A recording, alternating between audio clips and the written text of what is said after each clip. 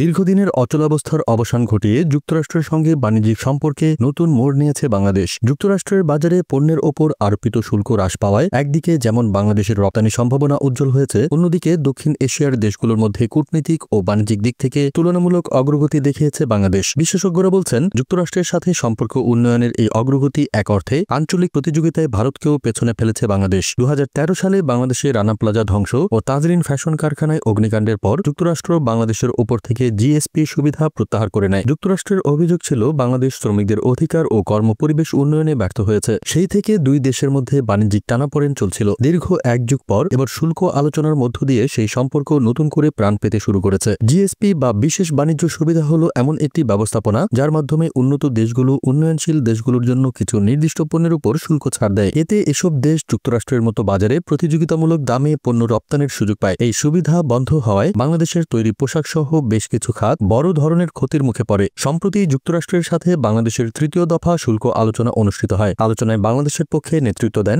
বাণিজ্য উপদেষ্টা শেখ বশির উদ্দিন। আলোচনার পর হোয়াইট হাউস থেকে জানানো হয়, বাংলাদেশ থেকে আমদানি করা পণ্যের ওপর পূর্বে 37% শুল্ক আরোপিত থাকলেও তা কমিয়ে 20% নামিয়ে আনা হয়েছে, যা রপ্তানি খাতে বাংলাদেশকে উল্লেখযোগ্য স্বস্তি দিয়েছে। এই আলোচনার পর প্রকাশিত শুল্ক তালিকা বিশ্লেষণ করলে দেখা যায়, দক্ষিণ এশিয়ার দেশগুলোর মধ্যে আফগানিস্তান পেয়েছে সর্বনিম্ন 15% শুল্ক সুবিধা, পাকিস্তান 19%, শ্রীলঙ্কা 20% এবং ভারত 25% শুল্ক আরোপের মুখে পড়েছে। অর্থাৎ যুক্তরাষ্ট্রের বাজারে দক্ষিণ এশিয়ার মধ্যে ভারতকেই শুল্কের দিক থেকে সবচেয়ে বেশি চাপে রাখা হয়েছে। এশিয়ার বাইরে অন্যান্য দেশের মধ্যে ব্রাজিল পেয়েছে 10% শুল্ক সুবিধা, ইন্দোনেশিয়া, মালয়েশিয়া ও ফিলিপাইন পেয়েছে 19% করে এবং ভিয়েতনাম 20%। বিপরীতে মিয়ানমারের ওপর আরোপ করা হয়েছে সর্বোচ্চ 40% শুল্ক। যুক্তরাষ্ট্রের শুল্ক কমানোর এই সিদ্ধান্ত বাংলাদেশের জন্য বড় কূটনৈতিক ও অর্থনৈতিক সাফল্য হিসেবে বিবেচিত হচ্ছে। ট্রাম্প প্রশাসন আমলে বিদেশি পণ্যের ওপর 35% পর্যন্ত শুল্ক আরোপ করা হয়, যা বাংলাদেশ সহ অনেক উন্নয়নশীল দেশের জন্য একটি বড় বাধা হয়ে দাঁড়ায়। বাংলাদেশের 100 টাকা দামের একটি পণ্য যুক্তরাষ্ট্রে গিয়ে হতো 135 টাকা, যার ফলে প্রতিযোগিতায় পিছিয়ে পড়ত দেশি রপ্তানিকারকরা। নতুন এই চুক্তির ফলে বাংলাদেশের পণ্য যুক্তরাষ্ট্রের বাজারে আরও প্রতিযোগিতামূলক দামে পৌঁছাবে, যা রপ্তানির পরিমাণ বাড়াতে সহায়ক হবে। পাশাপাশি শ্রম